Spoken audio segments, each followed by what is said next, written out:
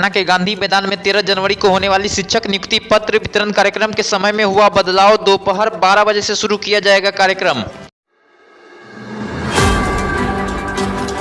3 बजे होने वाले कार्यक्रम के समय में बदलाव कर दोपहर 12 बजे किया गया। 25,000 शिक्षकों को मुख्यमंत्री नीतीश कुमार अपने हाथों से देंगे नियुक्ति पत्र।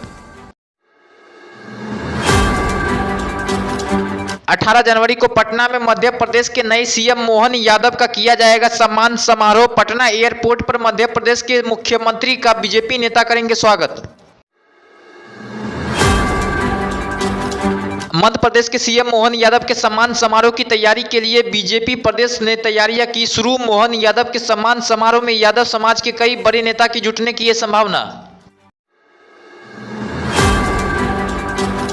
2024 लोकसभा चुनाव के मद्देनजर सीट बंटवारे को लेकर इंडिया गठबंधन की दलों में छिड़ा घमासान। जदयू ने कहा सीट बंटवारे में हो रही देरी। नीतीश कुमार के मंत्री और जदयू नेता विजय चौधरी ने आरजेडी और कांग्रेस को लेकर दिया बड़ा बयान। कहा सीट बंटवारे में अगर देरी हुई तो इसका नुकसान इंडिया गठबंधन को ही होगा।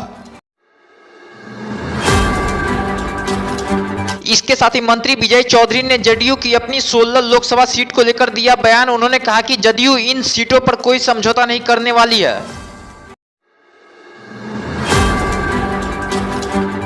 राम मंदिर और हिंदू धर्म को लेकर राजद नेताओं के विवादित बयान पर बिहार के पूर्व मुख्यमंत्री जीतन राम मांझी के बेटे संतोष सुमन ने तेजस्वी यादव पर किया हमला।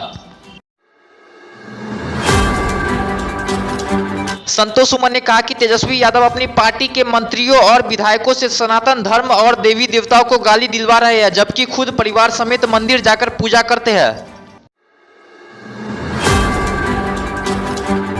इसके साथ ही संतोष सुमन ने तेजस्वी यादव को जंगल राज का युवराज करार देते हुए दूसरे धर्मों पर बोलने की दी चुनौती। उन्होंने कहा कि अगर उनमें हिम्मत है तो दूसरे धर्मों पर बोलकर दिखाए। राम मंदिर पर लगातार विवादित बयान देने वाले बिहार के शिक्षा मंत्री चंद्रशेखर ने अपने बयानों पर दी सफाई। कहा हम सबरी के झूठे वैर खाने वाले राम के भक्त हैं। शिक्षा मंत्री चंद्रशेखर ने कहा कि उनके खिलाफ भ्रमित करने वाली खबर चलाई जा रही है। उन्होंने कहा कि हम मर्यादा पुरुषोत्तम श्री राम के भक्त हैं। अगर हमने कभी राम का विरोध किया है तो उसका सबूत दिखाए। बिहार के जदयू विधायक गोपाल मंडल ने लोकसभा चुनाव 2024 के लिए ठोकी अपनी दांव। भागलपुर लोकसभा सीट से टिकट की कर दी मांग। जदयू विधायक गोपाल मंडल ने दावा करते हुए कहा कि हमारी बात मुख्यमंत्री नीतीश कुमार से हो चुकी है। हम अब लोकसभा चुनाव की तैयारी में जुट गए हैं। 14 जनवरी से क्षेत्र का भ्रमण शुरू कर देंगे।